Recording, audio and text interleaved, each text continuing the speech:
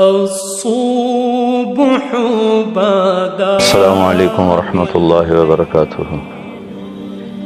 ایک بہت ضروری بات آپ تمام سامعین تک پہنچانا چاہتا تھا. دین کا منشا موضوع اللہ کی رضا ہے. وما امروا الا لیعبدوا اللہ مخلصین لہ الدین، کہ اللہ تعالیٰ فرما رہا ہے کہ میں نے تم سے یہ مطالبہ کیا تھا خاص طور پر کہ دین کو میرے لیے خالص رکھنا، اس میں کسی چیز کو شامل نہ کرنا. بہت لوگ دھوکہ دے رہے ہیں. کوئی طارق جمیل بن کے فون کرتے ہیں کہ وہ لوگوں سے پیسے مانگ رہا ہے، آواز کی نقل بھی اتار لیتے ہیں.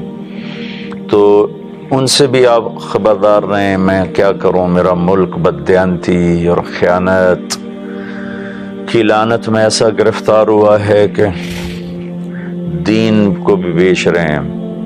اور دنیا تو پہلے ہی بکاؤ مال ہے. دین تھا جو بکاؤ مال نہیں تھا، وہ بھی بک رہا ہے، اور دنیا تو ہے ہی بکنے کی چیز.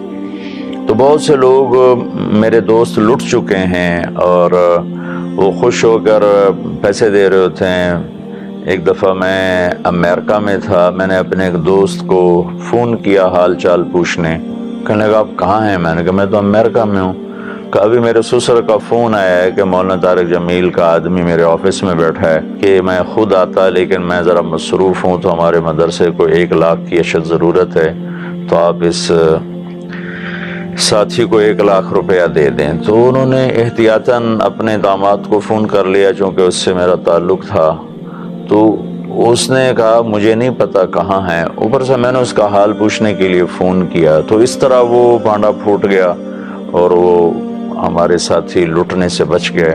اس طرح میرے نام پر کوئی خط لکھ رہا ہے، کوئی بہت سے فیس بک پر مولانا طارق جمیل کے نام سے انہوں نے فیس بک کہ وہ بنائے ہوئے ہیں، پیجز ہیں. میں تو اپنی جو فیس بک ہے وہ نہیں پڑھتا ہوں کہ میرے پاس تو ٹائم نہیں ہے. تو اس طرح میرے نام پر بہت سے بوگس وہ بنے ہوئے ہیں پیجز.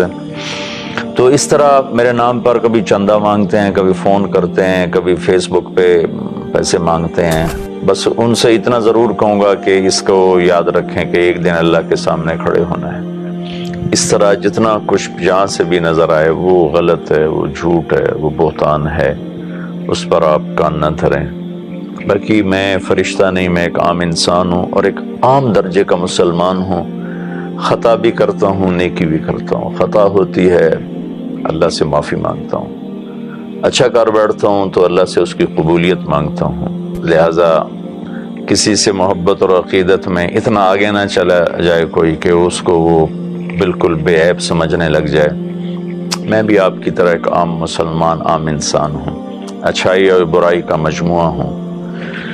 اللہ تعالیٰ خطاؤں پہ اللہ پردے ڈالے، سب کی خطاؤں پہ، اور نیکیاں اللہ تعالیٰ قبول فرمائے.